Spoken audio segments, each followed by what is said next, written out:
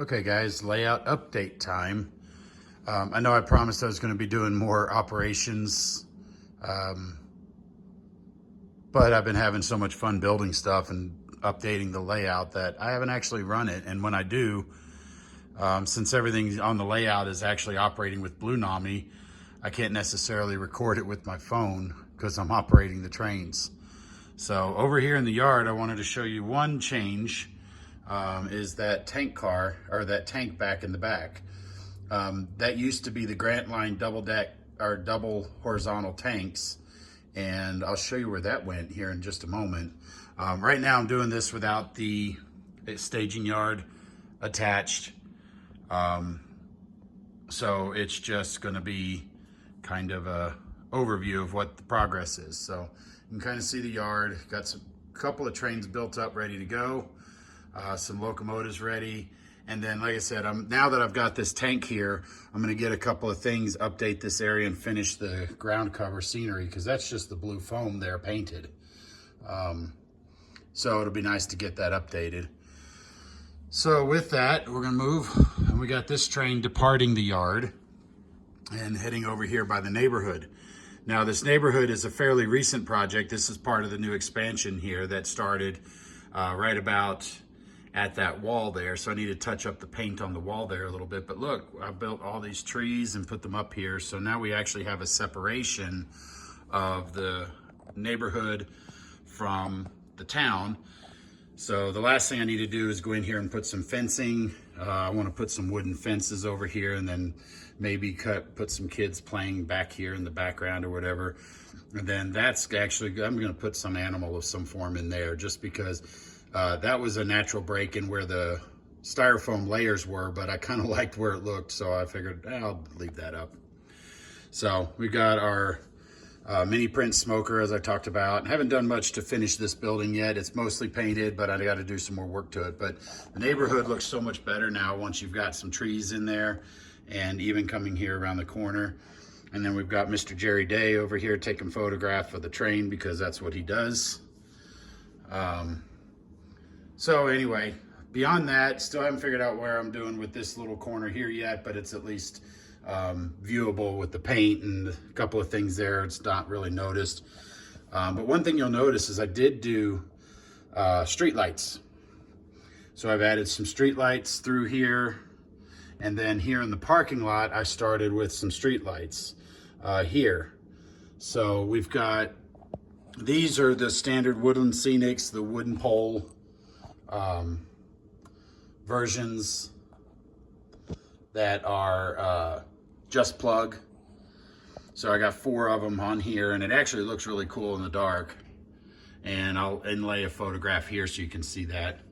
And then here over in the grocery store area, and this poor gal can't stand upright for whatever reason. She's got a dab of that Woodland Scenics hobby tack, or whatever they call it. She keeps falling over.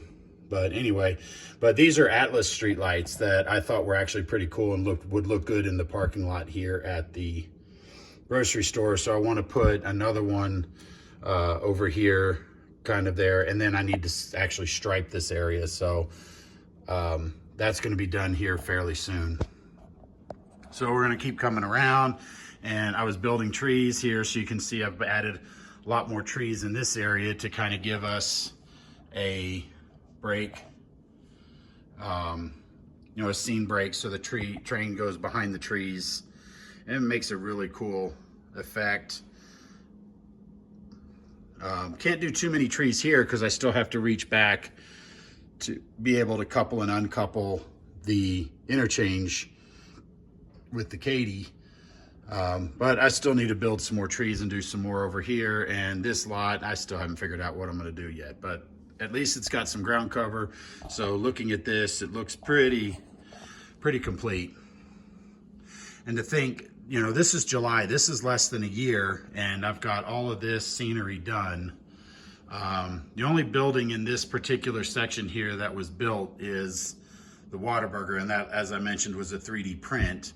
Everything else from this joint here all along here to this joint right there has been built since the end of September. I think it was about September 20th or so. So coming out here, a friend of mine once told me, if you go out and you don't feel like necessarily doing a lot of work, go out, drill a hole and go to bed, because it's still progress.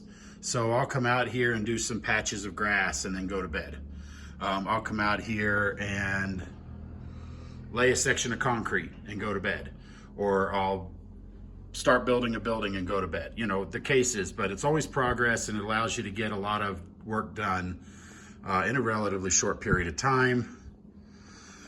So with that, oh, and of course Callahan Auto wasn't here. And this building moved from here to there, and so building that extension to be able to service it by rail was also another addition. So nothing here has changed really, but where the change really comes into play is now in the new extension. Now this started a few weeks ago, so from the end of this section right here, I had just a rock cut scenic portion, and I decided to change that out, and now we've got some more switching and some more industrial. So this is the scrap metals, the Sanford & Son scrap metal business here. And then I have our team track over here. And back there, I'm working on the oil transloading facility. And this will take just a couple of tank cars, but there's that double deck, or that double horizontal tank that I was talking about. And then I got a couple of Rick's tanks. This is the taller one. The shorter one's the one you saw over in the staging yard, or in the switching yard. And I'm in the process. There's the concrete pad for the loading dock, or the loading facilities, or loading racks, I guess. And so once I get that built and this finished up and the final placement for all of this, then I can put the fine black ballast down. That will become this area. Kind of like this is more of the brownish type. This will be more of a black and come in there all the way up to the building that I'm in the process of building. So you can notice that there's no door in that particular part, but the outside's built. And yes, the back of the building is visible to us, which isn't necessarily the most interesting part, but at least it's more realistic, because my envision is that this road right here will go back, and then there's an intersection on the other side of this whole facility that goes up. And then this concrete pad is going to be the back of a lumber yard. And so that way I'll have the ability to bring lumber cars into the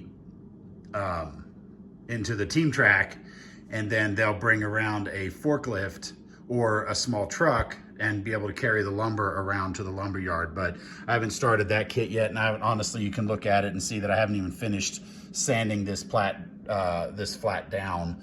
So this will get a fence, that's getting a fence, and this is getting a fence. So I got to start building some fencing.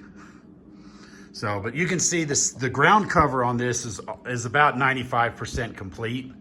And then even coming out here to the switching section, the switching lead out here, and then I've got a nail there to make sure I don't go over the edge. But all of this has been done in the last couple of weeks, or a few weeks since the last update video, including doing the backdrops and so forth. So now I have more of a finished scene to come over here and do some switching. So, and all of this is removable.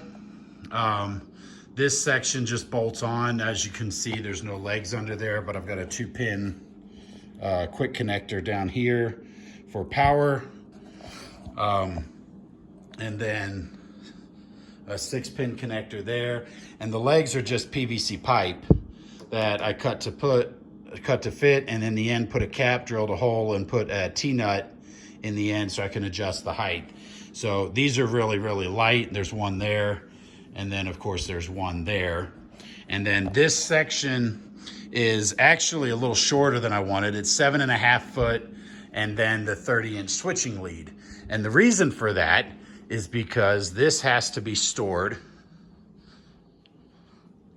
here, underneath here. So the house and the little overpass is gonna go down here, and then right now I've just got crap up there. But the other section goes here. And why 7.5 feet is because from here to the other joint over there is 8 foot. And then I've got these cantilevered supports off the wall that are supporting. So I have to fit between this and that one over there. And so with that, I figured 7.5 feet would be perfect because it will fit there on top of this 2 foot wide shelf, and therefore everything will fit just perfect. So that's the update, guys. Been real busy doing scenery and getting stuff going. And yeah, I know I haven't been playing with the trains much. I've been working on stuff. I don't know if any of you eagle-eyed guys, MoPac fans, may have noticed, but I've got this locomotive right here that I was working on. This is what the Missouri Pacific called a GP12. It's an RS3 that they rebuilt with a 12-cylinder 567 prime mover. And so you look at the long hood, you'll see the difference on top, and then of course the different radiator fan configurations. This model started life out as a Bowser model, and they did a really good job with their RS3s, including even detail down to the door handles on the doors, which is something that's overlooked on a lot. But so I cut this up and did this. Runs really good. Of course, I improved it and put our Blue Nami into the decoder. But the other thing I was a little disappointed in is that the lights, the number boards and the class lights did not illuminate. So this took a little longer because, of course, me being me, I had to drill those out, core them, cut them up and make sure, and of course light them. So every light works now, and including the new truck light that's under there that you can see right there. That actually illuminated, and I actually put some chain here on there just to make it a little bit more presentable. And of course I've got crew, and the F belongs on the long hood, so I wired it up in such a way that the long hood was the front, and there's the bell. So it's been busy. I've been doing a lot here, but it's, you know, having fun and enjoying it. So, but haven't been running as much. So we'll get back to running some trains here hopefully soon. That grain turn that's sitting over there, I need to get that train out of the way and done. So I think I'm gonna go run trains, and we'll post video of that soon. See you guys in the next one. Thanks for watching.